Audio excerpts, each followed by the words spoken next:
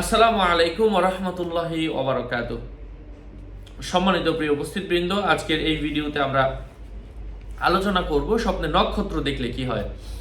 সাথে যুক্ত আছি আমি মুফতি জুবাইর বিন ইমাম। আলোচনা বুঝতে সাথেই থাকবেন। যারা এখনো চ্যানেলটি সাবস্ক্রাইব করেননি, সাবস্ক্রাইব করতে ভুলবেন না। ভেরিফাই চ্যানেলের ডেসক্রিপশন বক্সে ক্লিক করলে আমার পেজ এবং আইডি আসবে। এটা ছাড়া আলাদা অন্য কোনো পেজ নেই, আইডি নেই, ইমো নেই, হোয়াটসঅ্যাপ নেই, টিকটক নেই। নাম ছবি দেখে বিভ্রান্ত হওয়া যাবে না। প্রত্যেক ভিডিওতে আলাদা আমি সাবধান করি, সতর্ক করি।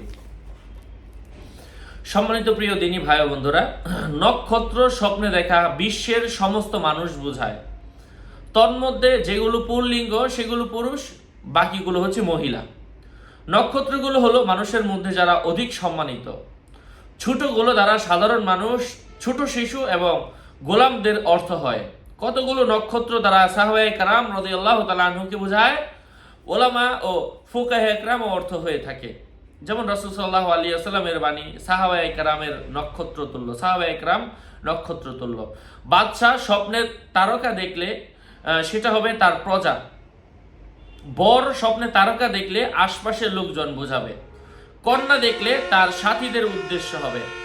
যদি কোনো ব্যক্তি দেখে আকাশে দুইটি চন্দ্রের মাঝে ঝগড়া হচ্ছে, প্রত্যেক চন্দ্রের সঙ্গে নক্ষত্র রয়েছে, তাহলে দুই বাদশা বা দুই মন্ত্রী বা প্রসিদ্ধ দুই ব্যক্তির মাঝে মত পার্থক্য বা যুদ্ধ উদ্দেশ্য হবে।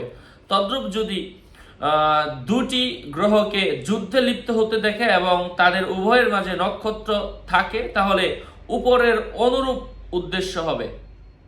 যদি দেখে ঝগড়া চলছে ঘরের মধ্যে এবং সঙ্গে কোনো নক্ষত্র নেই, তাহলে ওই ব্যক্তির দুই স্ত্রী থাকলে তাদের মধ্যে ঝগড়া এবং মারামারি হওয়ার সম্ভাবনা রয়েছে।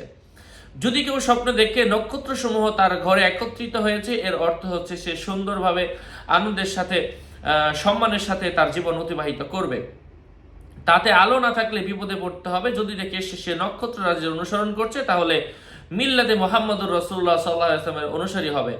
আকাশ থেকে নক্ষত্র চুরি করতে দেখলে রাজ্যে চুরির লক্ষণ বুঝতে হবে। নক্ষত্রের মাঝে ঘোরাফেরা করতে দেখলে উচ্চ মর্যাদা ও সম্মানের অধিকারী হবে। যদি স্বপ্নে দেখে তারকা পেয়েছে, তাহলে সন্তান ও বিশাল মর্যাদার অধিকারী হবে। সোহেল তারকা তার উপর উদিত হতে দেখলে সে পিছু হটবে। জোহরা তারকা দেখলে ভবিষ্যতে উজ্জ্বল হবে। আশা করছি বুঝতে পেরেছেন। আরো আপডেট পেতে সাথেই থাকবেন। সকলের মঙ্গল এবং দীর্ঘায়ু কামনা করে এখানেই শেষ করছি। দেখা হবে অন্য কোনো এপিসোডে। আসসালামু আলাইকুম ওয়া রাহমাতুল্লাহি ওয়া বারাকাতুহু।